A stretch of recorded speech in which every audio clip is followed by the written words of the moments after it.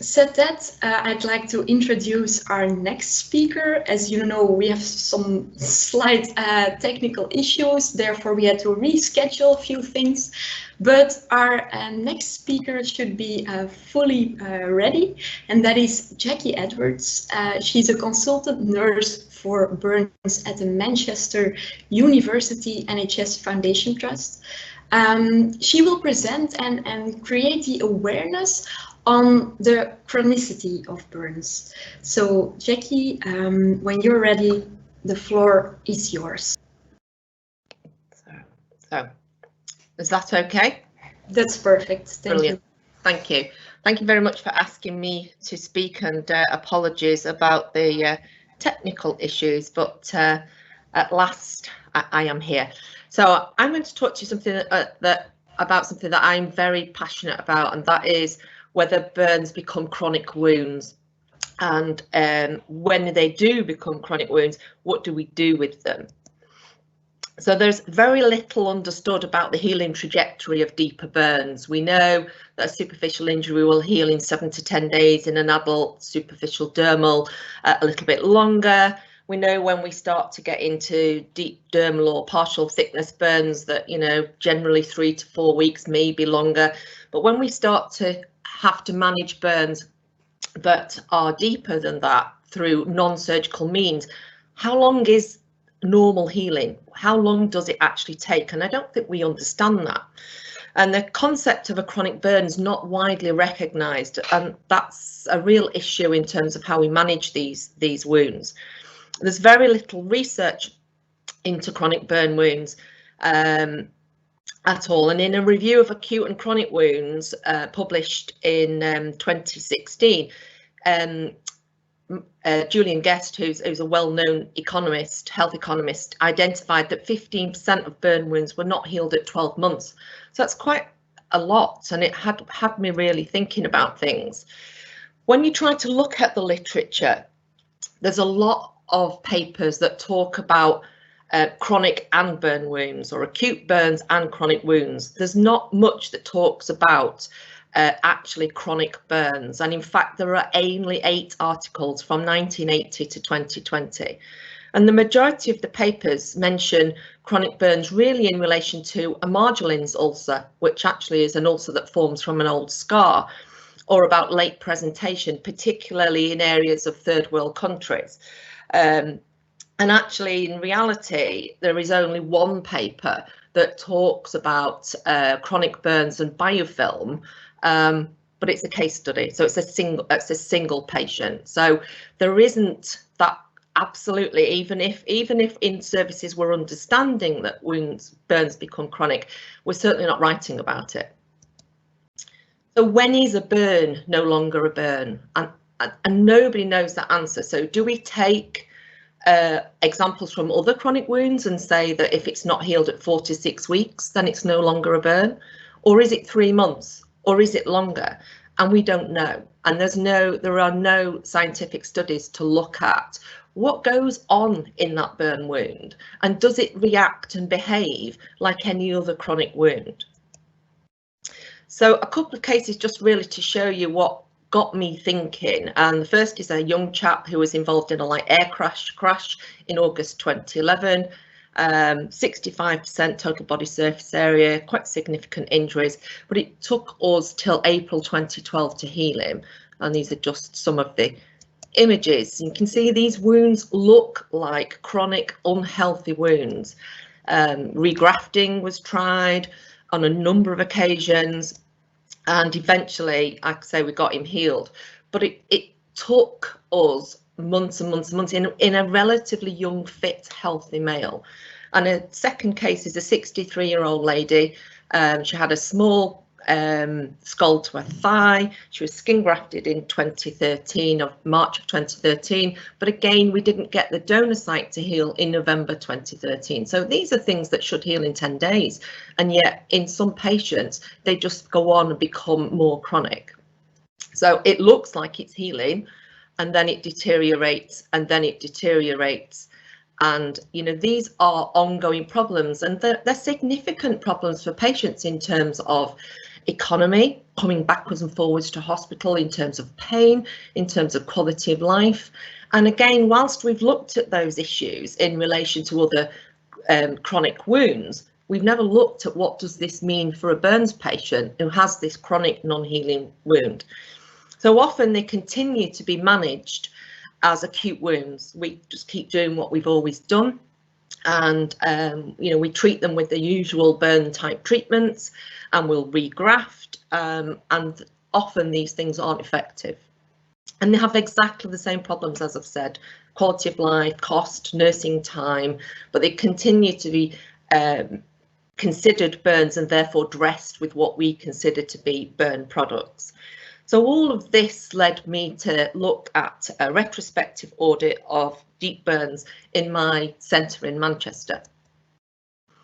It's an adult centre, and we take a range of burns, from small burns right the way through to absolutely huge burns.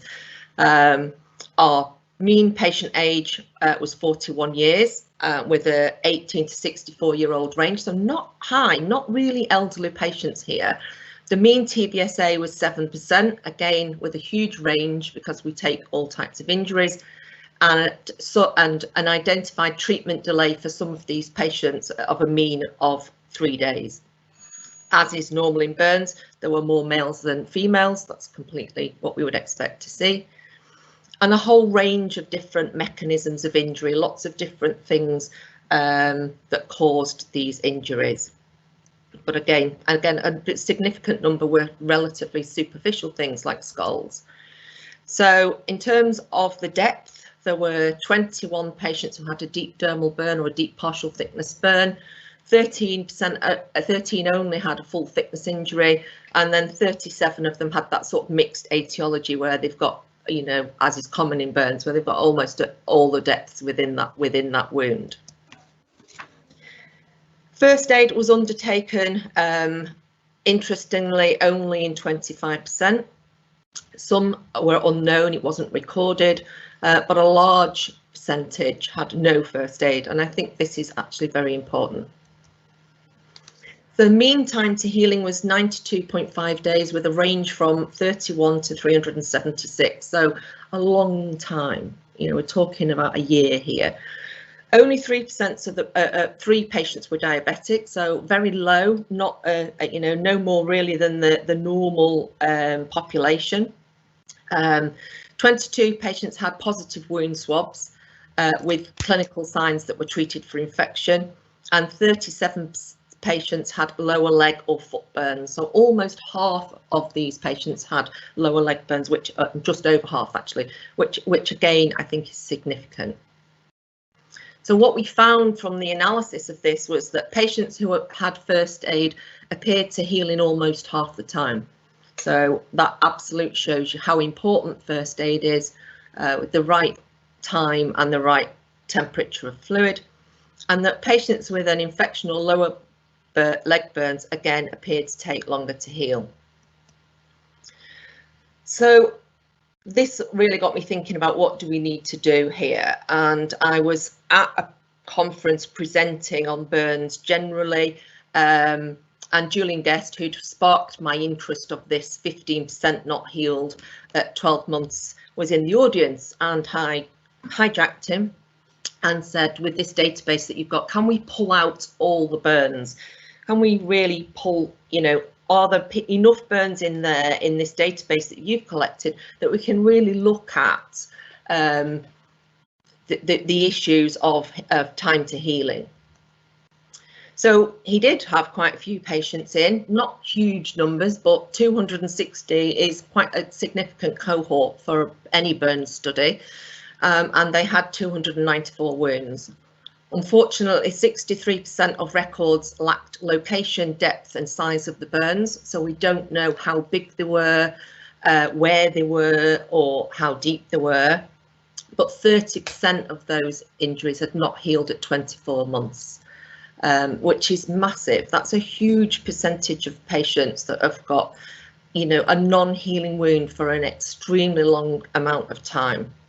And 60% had documented evidence of using an antimicrobial, and as the wounds grew older, the number of dressings that were applied at any one time increased up to a maximum of 8 different products at once.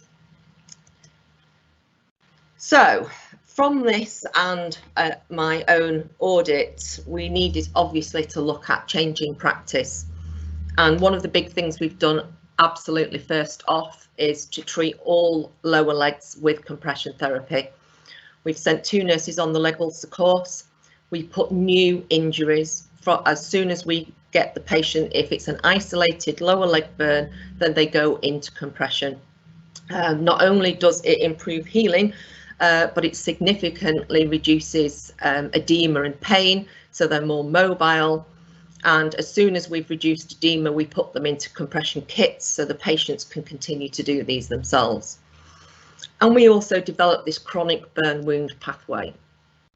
There's lots and lots of evidence in the literature about how to manage chronic wounds, what do we need to do, what is the role of biofilm, what is the role of proteases. None of this has been applied to burns.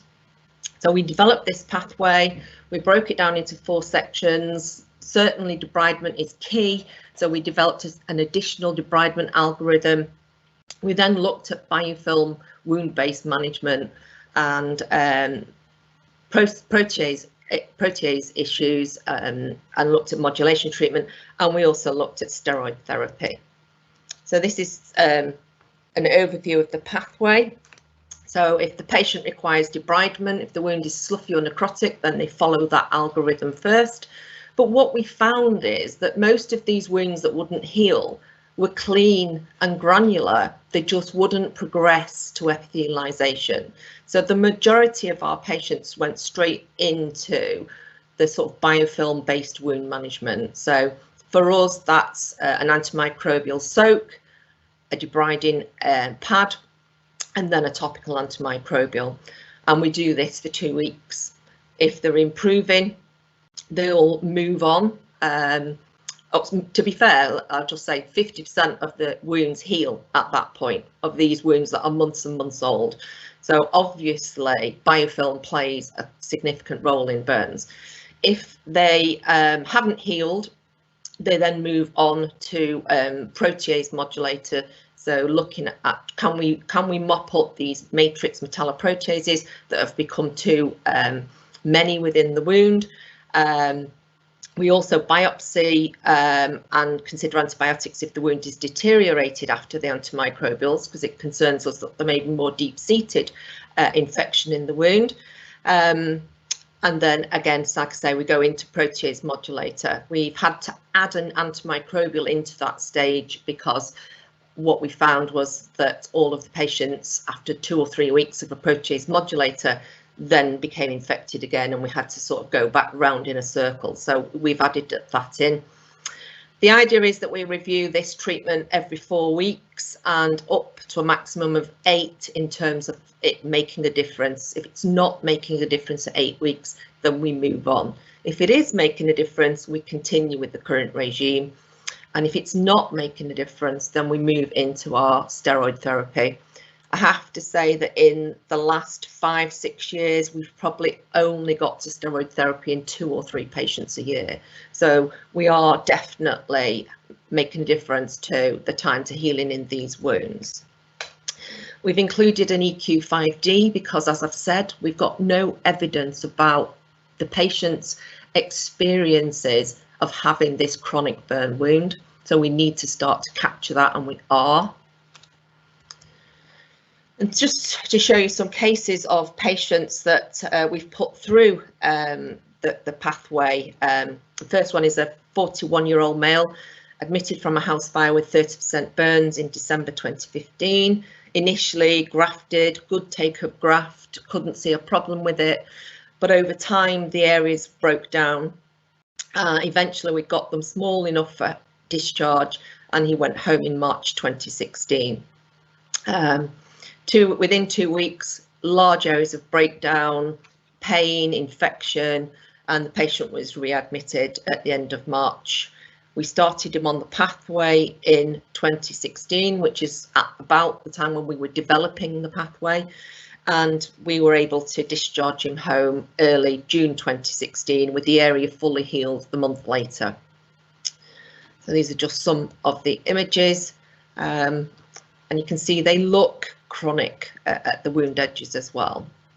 Similarly, another lady with a burn to her right wrist in November 2016, and we achieved healing in February 2017. But initial injury, it's not big, it's not particularly that deep, but over 6 weeks later, on what should have been a healed wound, we've still got this chronic looking unhealthy granulation, and at that point we commenced her on the pathway, and again she was healed in the end of February. Now, small wound, you could say, well, it would heal anyway, but we'd done what we'd done for 6 weeks and nothing had touched it. So I do think this starts to make a difference.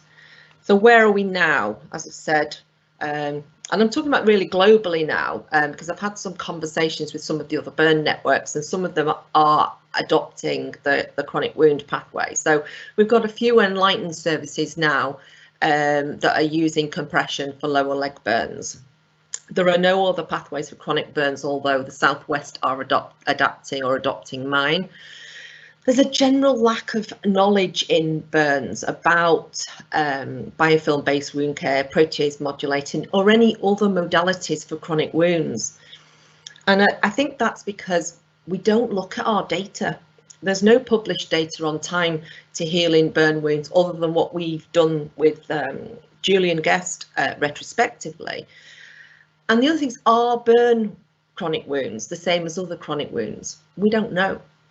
So is it just luck that the things that we're adopting are making a difference, or are they just the same? Are they actually just another chronic wound? And perhaps we need some basic science to answer that question. We certainly need to highlight that burn wounds become chronic and raise that awareness. And I think it's a multifold problem. We work in little silos in burns, and what we're good at is managing big wounds. We're excellent. You will not get somebody in burns that is not good at doing a big dressing. But do we really have that underpinning knowledge about how wounds progress and what happens when they don't progress? And also, I think that some of that onus falls with companies as well. I have a lot of people who come to see me because they've got a dressing that fits in the burns. But I'll say, but what else have you got in your bag? Because actually there may be something new that's coming out of for chronic wound management that will work in the burns. So we try not to put us in little boxes, is what I always say. You know, if you're coming to see somebody in a burns unit, give them, you know, the depth of what you've got in terms of the different products that you've got available. Try not to just think, oh, well, I'll only go and see them about this, but actually they may find a lot of these other things very, very useful. So there's a bit of a dual responsibility there of both practitioners in burns to think differently and think outside that box of burns, but also in commercial companies to help us raise that awareness, and just make sure that you're showing those practitioners the range of products that you've got. And that, I think, comes down to education. I think we've really got to do some education around chronic burn wounds. We've got to do it for our patients. You know, it's not acceptable for a wound to be unhealed at 12 months that is an acute surgical wound. So we're getting it wrong somewhere, and I know from the work that I've done with Julian Guest that ours isn't the only service that is happening to. So that's a bit of a run through of chronic wounds, but I hope you found it interesting, and please, I will answer any questions. Wow, Jacky, that was an absolutely brilliant presentation. Thank you so much. Thank you. There are some questions for you, Jacky. First question that I got. Can you provide any prognostic indicators for burn chronicity? No, other than definitely first aid. I think we definitely seen that first aid, the appropriate first aid, obviously affects the depth. Interestingly, it wasn't just the deeper wounds that weren't healing though, you know, donor site wounds, those sorts of things. So I don't think we know enough. I am a very enthusiastic person who's trying to push it forward, but I need basic scientists. I need other people to be interested in this so that together we can collect that evidence for why these wounds do what they do. Yeah. I have someone saying very nice presentation, Jacky, someone from our audience. Thank you. Another question that came in. You talked about compression therapy on isolated lower leg burn, which is something that is actually counterintuitive for many people and therefore very extraordinary. Can you elaborate a bit on this? I actually think it's not counterintuitive. I think when you look at the symptoms of a venous leg ulcer, and largely the dilation of the vessels, the edema that forms, it's not that different to what's happening in an acute burn. So if we can compress that lower limb, improve the circulation, reduce that edema, then we will stop extension of the burn wound, and also you will promote, you know, healing, because you're getting a better blood supply to that area in a much shorter space of time. One of the byproducts, and our therapists love us, is because these patients become mobile immediately. As soon as they've got that compression on, they're up and walking without analgesia, and our therapists are like, how did you do that? And it's just because you're providing so much support. Interestingly, one of the things I think is really interesting is that because there are lots of studies around the issues of concordance of compression therapy in venous leg ulcers, there is absolutely no problem with concordance in burn patients. They actively want it. To the point I had a chap who moved and should have been transferred to another burn service, and he said to me, will they put this compression on? And I said, no, they won't, because there's very few services that offer it. He went, well, can I stay with you then? Because I'm back at work, I'm working, I'm mobile, and if I have to go back into normal bandages, I can't work anymore. So. Okay, thank you, Jacky. I have a question coming in from Tara, who asks, I run the burns outreach outpatients in St. Andrews. We have very similar findings to you with chronic wounds.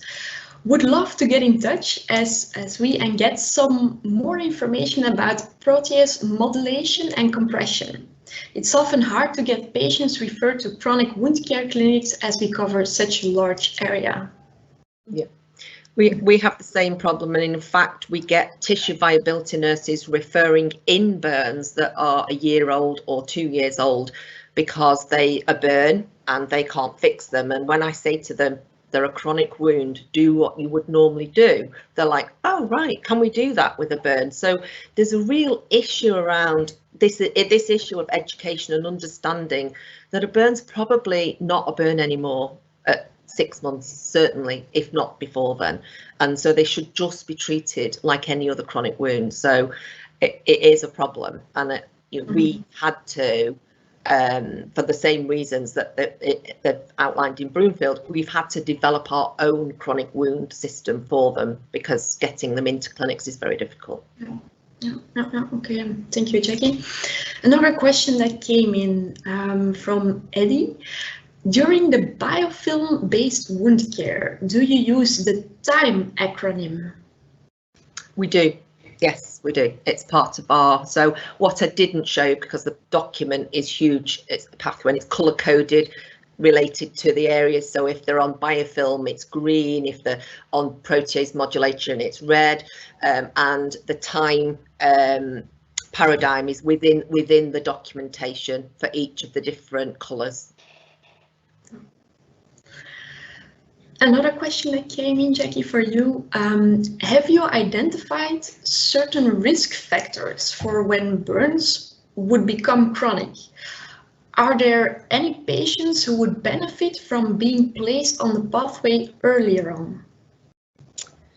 We haven't really, because it was quite, there were young people as well as older people, so I couldn't say that, they were it's not all the elderly, and certainly, as you saw, our population up to the age of 64, it's not particularly elderly. So I certainly think we would think about putting patients on earlier, definitely, or lower legs. If they're lower legs and we can't compress because it goes over the knee joint or something, then they will go on the pathway a lot earlier.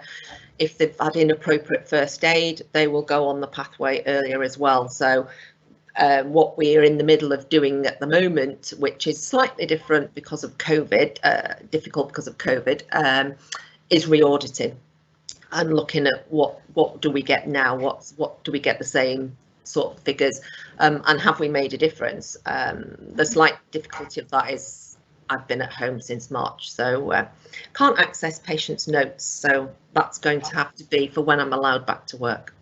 Yeah, exactly. Another question that came in.